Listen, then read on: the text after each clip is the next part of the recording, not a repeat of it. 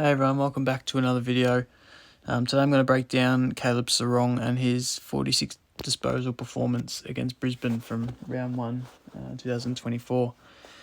Caleb Serong is quickly becoming one of the premier midfielders in the competition, and he's probably one of those players that, watching him throughout this game, he's very good at mixing up the way he gets the ball, so he's not necessarily one of those guys that's just all in and under or all outside. He actually does both really well. And as you'll see throughout this video, I'm just going to show probably 5 or 6 clips and just show the different ways that he gets involved in the game. So I'm going to start with this one really late in the game, and I just want to show, I think, Serong's a pretty honest midfielder. He runs both ways and works really hard. So as you can see up the top left, the scoreboard is reading that Freo up by, what's that, 4 goals, 26 points. There's 14 minutes left, and I just want you to see and have a look at Serong's work rate. So that's Serong down the bottom of the screen there, and he's kind of working back in this direction. So Brisbane are kicking towards the left of screen, Freo are kicking to the right, working back in that direction, pretty much trying to stay, I guess, equal with the ball like he is here, and eventually get back and help his defenders out. So you'll see it play out here. Just tracking Serong all the way down that bottom of the screen there. Brisbane go down the line and get a mark here. So you can see the ball staying here. And again, Serong down here staying pretty much in line with the footy. Now that's Danaher, who's just taken that mark for Brisbane. And he's famous for getting onto his left side and kicking the ball long. So he goes pretty quickly here, and he actually executes the kick pretty poorly. He's trying to get that ball a lot deeper than what he has on this occasion. But you can see Serong just down here continuing to track that footy. Daniel is probably looking to kick more to these guys here, but kind of got under it a little bit. The ball's kind of dropping in around this area, and Serong reads that really early.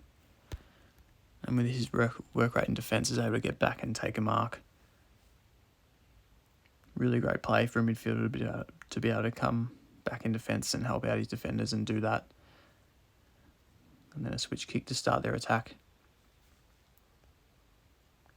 Okay, still in the fourth quarter here, so another stoppage. So Serong, you can see just down the bottom of the screen, just there. I just want to show some of his clearance work, and then, like I said, the inside and outside part of his game. To get the ball 46 times throughout the game, you've probably got to get a lot of disposals in patches and link up and get 2 or 3 or 4 or 5 even in a chain at a time. But on this occasion, he gets it twice. So you'll see his ability to go and win the footy at the clearance, use his hands, and then also to eventually you'll see him kind of break out in this direction and work the foot into the corridor and get the ball into attack for Fremantle. So, like I said, he's here. He's one-on-one with his opponent just there. Played out. The ball kind of gets tapped in his direction, and he's got some space off his opponent already here. So that meter already is pretty clear, and he's kind of working then through in that direction. The handball, and then his pattern to then go and get this ball back and then kind of whip around and work in this direction for Fremantle to get the ball in to a really dangerous position. So he doesn't get that initial 1-2, but the next handball comes. Still tracking Serong through there. He's able to get past his ruckman Jackson. And he's out and gets a kick forward towards Walters.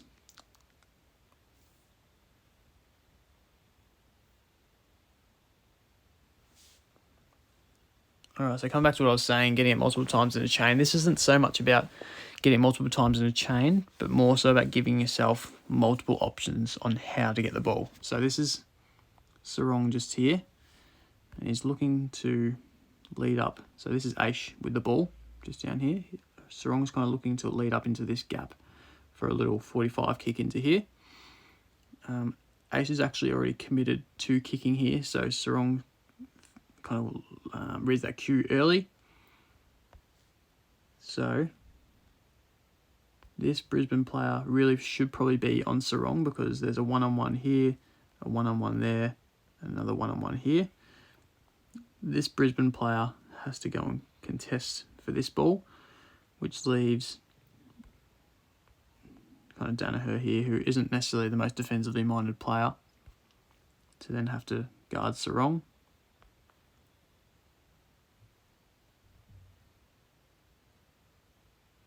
Mark here. As you can see, Danaher hasn't really moved. This guy's come across, but he's kind of come the wrong side. This guy's pressed up, but this guy's going to have to stand on the mark for Brisbane and keep that space clear. There's always space out to that skinny side of the ground.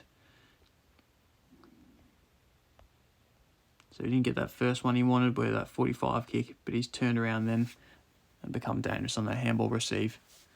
And again, kicks towards Walters. There's a centre bounce one, so again, I've shown you a couple of clearances and a couple of more outside ball where he gets handball received and gets himself into space. Here's their sweeper here, so Fremantle kicking in that direction to the left of screen.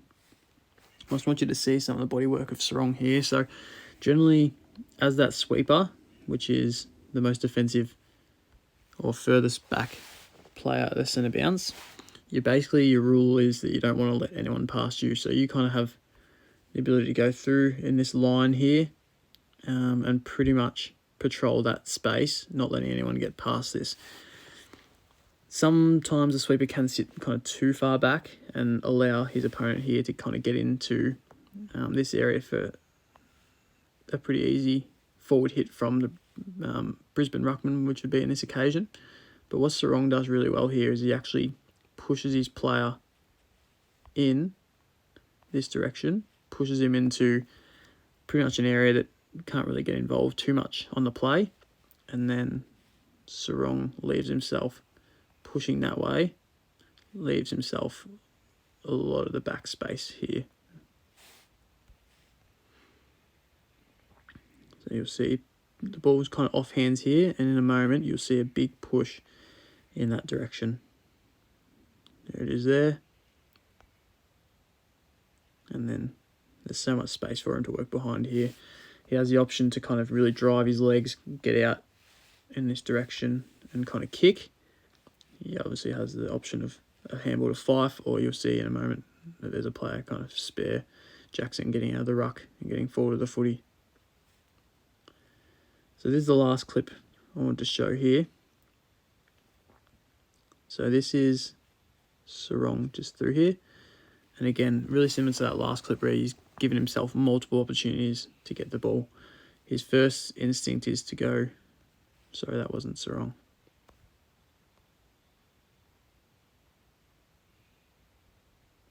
That's Serong here, my mistake. So you'll see him kind of work out here, and he's working in this direction, which would be on that 45.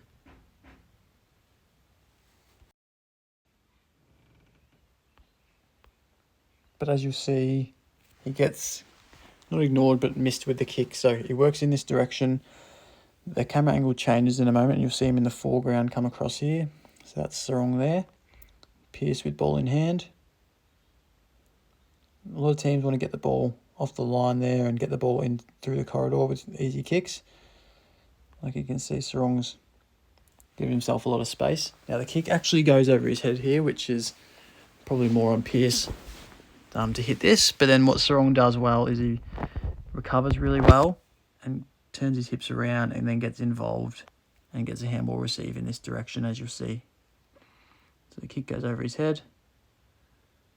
He's really quick to then go and pursue this footy. Ball bobbles out to him. And I like that composure. You can see his head wants to swivel and see what type of space he's got here. And then he's just out. Ends up being an entry inside forward 50 for Freo.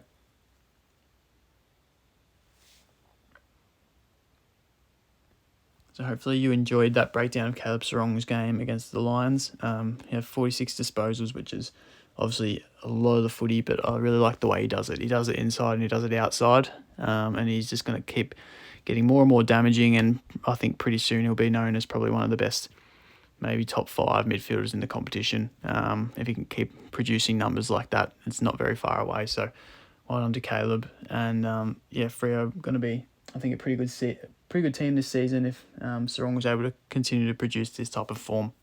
Thanks for watching, guys.